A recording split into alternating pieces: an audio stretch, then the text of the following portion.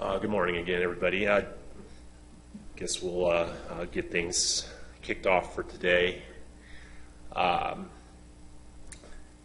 my name's Mike Baldwin. I'm one of the co-organizers of the workshop and on the Unidata Users Committee.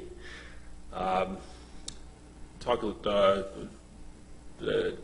some of the survey results and just how things have been going for the first 2 days. So we're sort of halfway through the workshop this week, and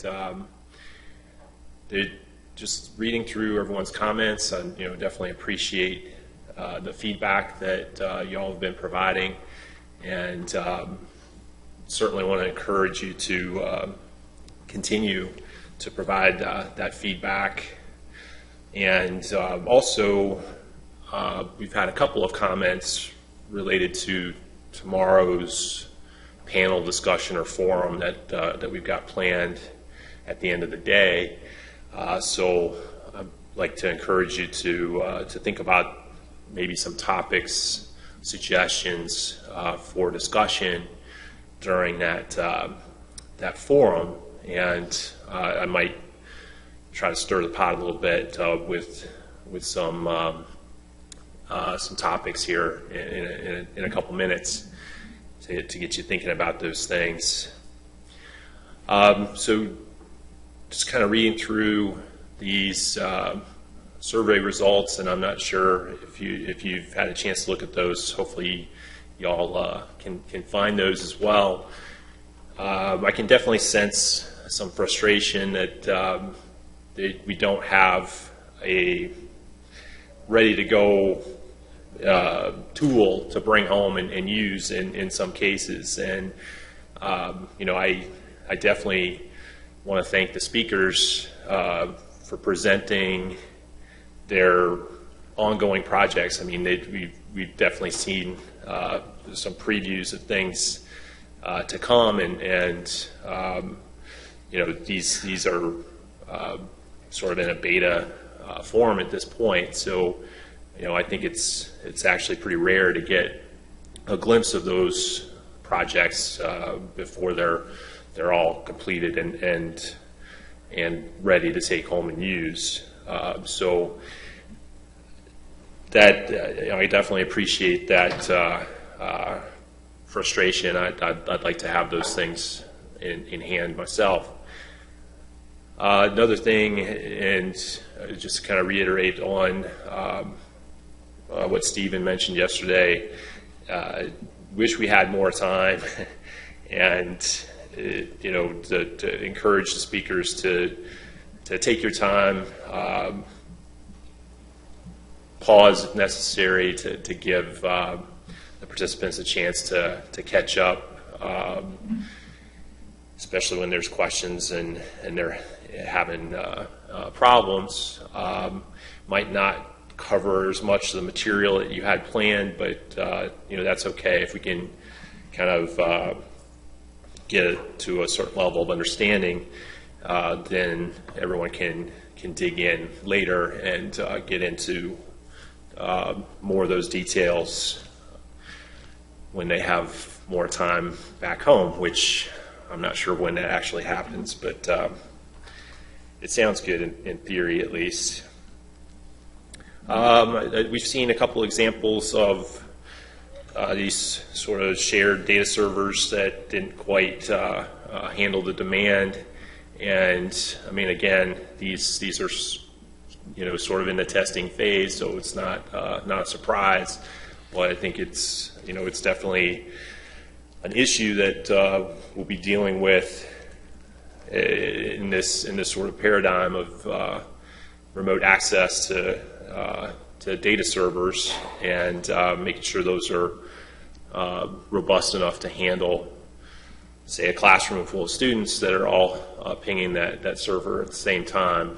And as someone who's stood in front of a classroom full of students when the network hasn't been working and there's really nothing going on, I can definitely appreciate that frustration. I'd like to encourage everybody, and we've done a pretty good job with this, to use the microphones when you have a question or when you're responding to a comment. The acoustics in this room are either good or bad, depending on your point of view.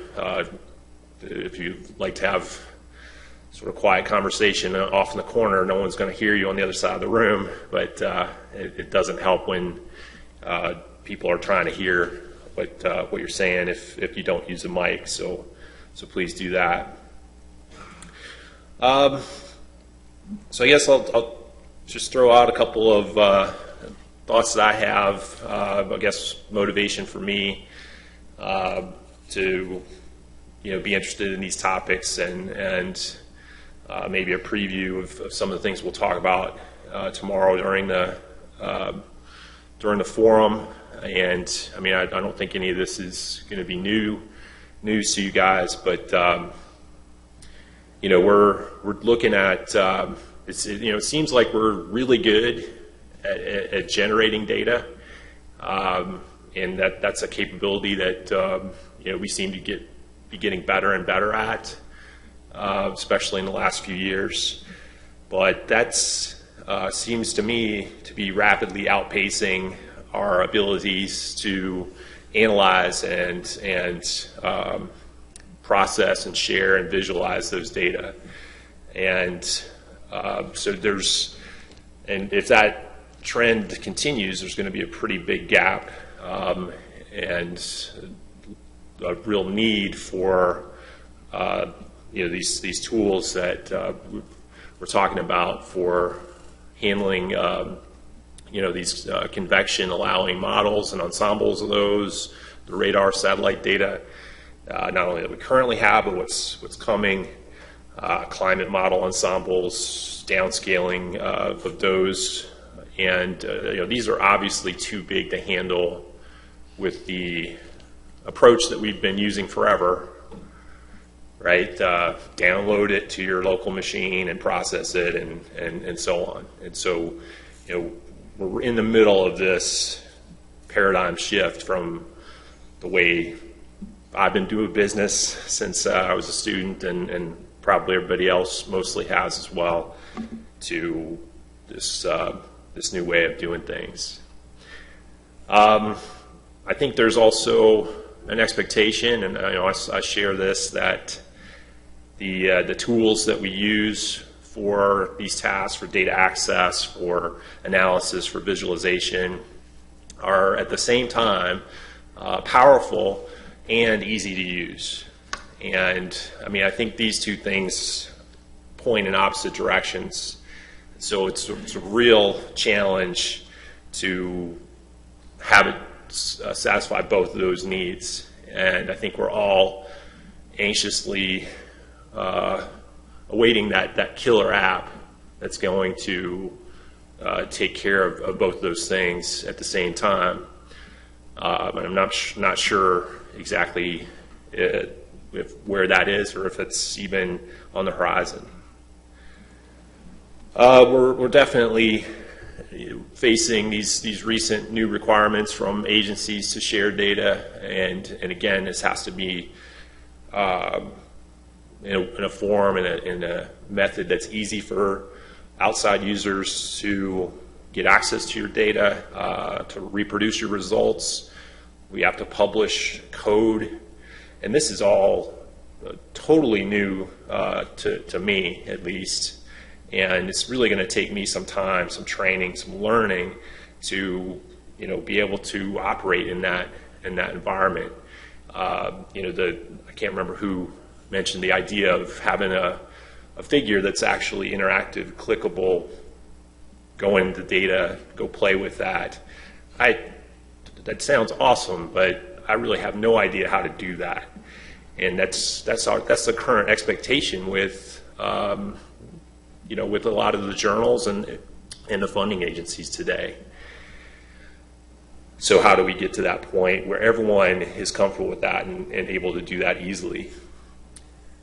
And I guess I'll sort of wrap it up by saying all these topics we've been discussing, Python, big data, cloud computing, This really feels like the Wild West at this point to me, and everyone sort of has their own custom set of environments, and there's so many packages to keep track of. It's really at least for me, it's almost impossible, and I suppose that's to be expected at this stage, sort of switching from the old way of doing business to where we're going.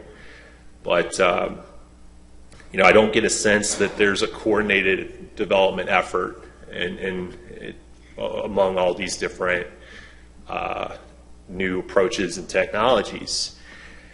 And so, it makes it tough for me to think about and decide what should I be teaching my students so that they can be prepared to function and contribute in this new world in computing and atmospheric sciences and geosciences in general.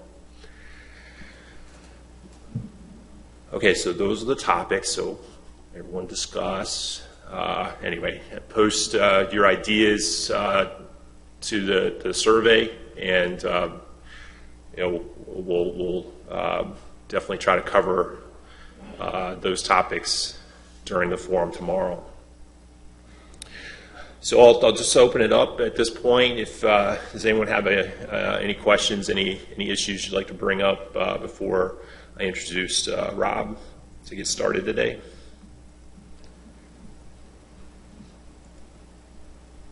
Yeah.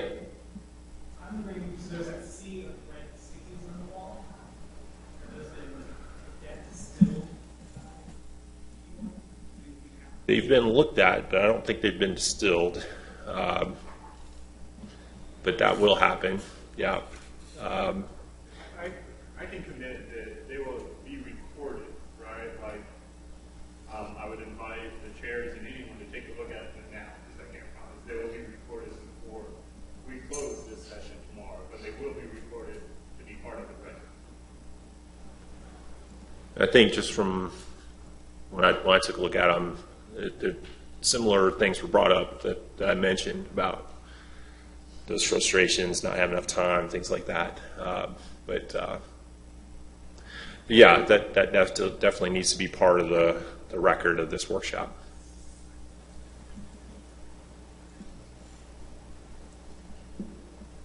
Okay, any other questions, comments?